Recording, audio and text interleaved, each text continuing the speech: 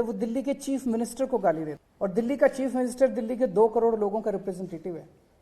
दिल्ली के chief minister को गाली देके वो दिल्ली के 2 करोड़ लोगों का अपमान कर रहे हैं, उनके वोट का अपमान कर रहे हैं, दिल्ली के लोगों के भरोसे का अपमान कर रहे हैं, दिल्ली के लोगों का अपमान कर रहे हैं। दिल्ली के लोगों का अपमान नहीं होना चाहिए। और गाली गलौज की राजनीति से क्या निकलता है?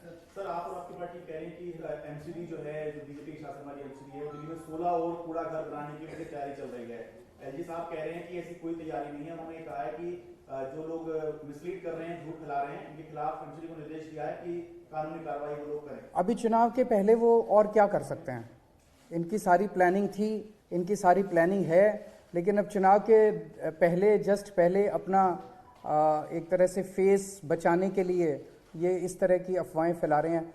जो 3 कूड़ा घर हैं बड़े बड़े, वो अब डिस्टेबलाइज हो चुके हैं, उनके ऊपर और कूड़ा डालना खतरनाक हो चुका है।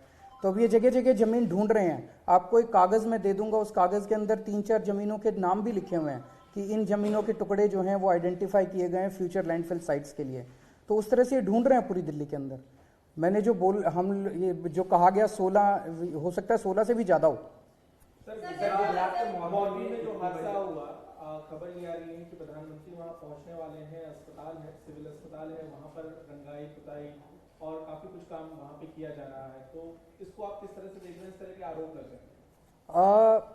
सबसे पहले तो मोरबी के अंदर जो इतने सारे लोगों की मौत हो गई, मैं भगवान से प्रार्थना करता हूं, उनकी आत्मा की शांति के लिए मैं भगवान से प्रार्थना करता हूं, प्रभु ने अपने चरणों में शरण दे। जो लोग अस्वस्थ हैं, जो घायल हैं, भगवान उनको जल्दी से ठीक करे ताकि वो अपने अपने घरों में जा सकें। जो सारे तथ्य निकल के आ रहे हैं वो ये कि ये एक बहुत बहुत बहुत बड़े भ्रष्टाचार का मामला है जिसको अब दबाने की कोशिश की जा रही है। एक घड़ी बनाने वाली कंपनी को पुल बनाने का ठेका दे दिया गया। उसने कभी पुल बनाया ही नहीं था, ऐसा कहा जा रहा है। मैंने मीडिया में देखा, आप ही लोगों की स्टोरीज देखी। एक घड़ी बनाने वाली कंपनी को पुल बनाने का ठेका क्यों दिया गया? पहला प्रश्न तो यही उठता है। नंबर 2, उसको बिना टेंडर किए पुल रख रखाव का, मतलब मेंटेनेंस कह रहे हैं या रिपेयर कह रहे हैं, रिपेयर का ठेका क्यों दिया गया? दूसरा प्रश्न ये उठता है कि उसे किसी तरह का कभी एक्सपीरियंस नहीं था पुल रख रखाव का या पुल बनाने का। बिना टेंडर के उन लोगों को क्यों दिया गया? इसका मतलब उनके किसी ना किसी के साथ रिश्ते हैं, या तो इनके पार्टी के साथ रिश्ते हैं, इनके नेताओं के साथ रिश्ते हैं।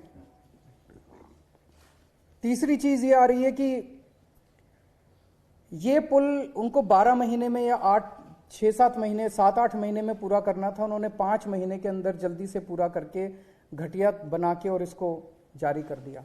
और अब ये जो एफआईआर भी दर्ज हुई है, एफआईआर के अंदर ना तो कंपनी का नाम है, ना कंपनी के मालिक का नाम है। तो अभी से अस्पताल की पुताई तो अलग है, लेकिन मामले की पूरी लीपा पोती पे चालू हो गया। उनको बचाने का, कंपनी को बचाने का और कंपनी के मालिक को बचाने का पूरा काम शुरू हो गया है।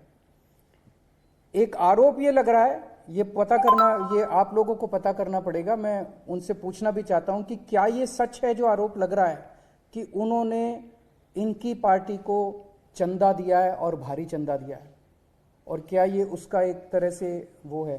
तो ये सारे जवाब तो देने पड़ेंगे। इतने सारे लोगों की डेथ हो गई है, और मैं समझता हूं कि अगर 150 लोगों की एक डेथ इतने बड़े भ्रष्टाचार की वजह से हो जाए तो उस राज्य के मुख्यमंत्री को मुख्यमंत्री बने रहने का कोई नैतिक अधिकार नहीं है। गुजरात की सरकार को इस्तीफा देके तुरंत चुनाव करा देने चाहिए।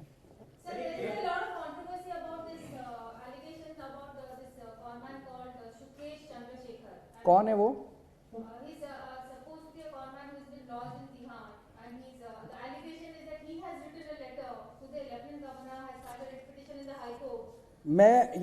मैंने पढ़ा, आपके चैनलों पे भी देखा। पंजाब चुनाव के पहले ये लोग कुमार विश्वास को लेके आए थे। भारतीय जनता पार्टी ने जब देखा था कि पंजाब चुनाव वो हार रहे हैं तो कुमार विश्वास के कंधे पे बंदूक रख के चलाई।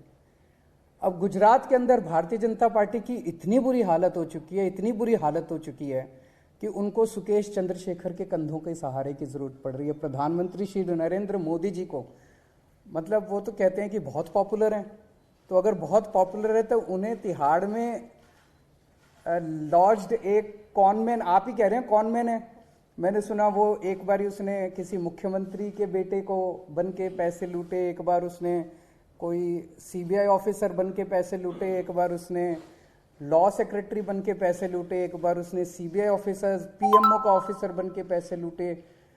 तो वो जो कह रहा है उससे कुछ लिखवा के और मतलब उसके ऊपर उसके सहारे इनको अपना गुजरात चुनाव लड़ने की जरूरत पड़ रही है, नंबर 1।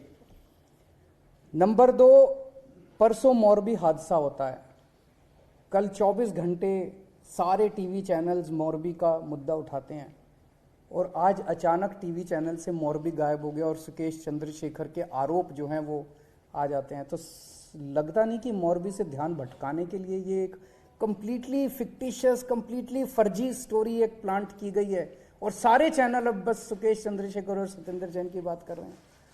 तो ये मतलब इससे ज़्यादा ब्लेटेंट और क्या हो सकता है कि मोरबी के मुद्दे को दबा के उसको डाइवर्ट करने के लिए, और सक्सेसफुली डाइवर्ट कर दिया उन्होंने। सारे चैनल इस टाइम इस सुकेश चंद्रशेखर की बात कर रहे हैं, जबकि 150 लोग जिनकी मौत हो चुकी है उसका सब भूल चुके हैं। और तीसरी चीज, इन्होंने कहा कि मनीष सिसोदिया ने शराब घोटाला किया। 2 महीने तो हो गए, 800 अफसर लगे हुए हैं, एक कुछ नहीं मिला इनको। इन्होंने कहा बसों में पैसे खा गए हम, उसमें कुछ नहीं मिला। इन्होंने कहा सड़कों में घोटाला हो गया, इन्होंने पता नहीं कितने आरोप लगाए, अभी तक तो किसी आरोप में कुछ नहीं निकला। तो सारे आरोप इनके मनगढ़ंत हैं, सारे आरोप फर्जी हैं लोगों के। सर, गुजरात में नागरिकता देने की बात आज कांग्रेस ने कही है उन लोगों को जो पाकिस्तान और अफगानिस्तान के शरणार्थी। ये सारी चीजें गुजरात चुनाव के पहले हो रही हैं। कभी यूनिफॉर्म सिविल कोड की बात करते हैं, कभी अच्छी बात है देनी चाहिए, उसमें हम उसका विरोध नहीं करते, पर ये अचानक 27 साल के बाद इस 2022 के गुजरात चुनाव के पहले क्यों याद आ रहा है? क्योंकि अभी तक इनको गुजरात में कुछ करने की जरूरत ही नहीं पड़ती थी। बीजेपी और कांग्रेस के अंदर ऐसी अच्छी सेटिंग थी कि दोनों को चुनाव तो लड़ते ही नहीं थे, दोनों सेटिंग करके। इस बार इन लोगों को चुनाव के पहले संघर्ष करना पड़ रहा है क्योंकि आम आदमी पार्टी वहां आ गई है। आपने हमारी खबर को देखा, आप अपनी राय जरूर दें और राय देने के साथ साथ खबर को लाइक एंड शेयर करें। हमारे चैनल को आप ज्वाइन करें और अभी तक हमारे चैनल को सब्सक्राइब ना किया हो तो नीचे जाकर सब्सक्राइब बटन पर क्लिक करें, साथ ही बेल आइकन पर भी प्रेस कर दें, जिससे कि हमारी पढ़ने वाली प्रत्येक नई खबर की अपडेट सबसे पहले आपको प्राप्त होगी। हम फिर मिलेंगे एक नई खबर के साथ, तब तक आप हमको इजाज़त दीजिए। जय भारत।